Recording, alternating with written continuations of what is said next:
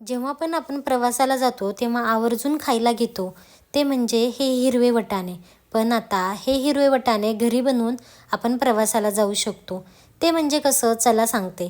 1 वाटी वाटाणे रात्रभर पाण्यात भिजायला ठेवायचे.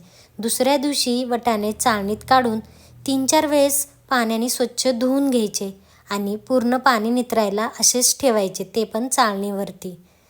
पूर्ण पाणी नितरलं की कोरड्या कपड्यावरती पसरून कोरड्या कपड्याने हे वाटाणे चांगले कोरडे होईपर्यंत पुसून घ्यायचे.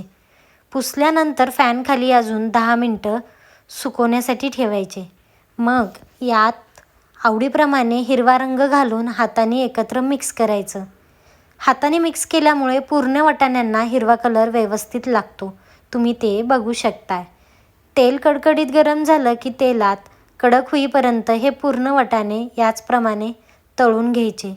सर्व वाटाणे कडक होईपर्यंत तळून झाले की यात गरम असतानाच चवीनुसार साधं मीठ, काळं मीठ, आमचूर पावडर घालून परत एकत्र मिक्स करायचं. मग काय तयार झाले हे आपले बाहेर मिळतात अगदी तसेच आणि हायजेनिक असे वाटाणे.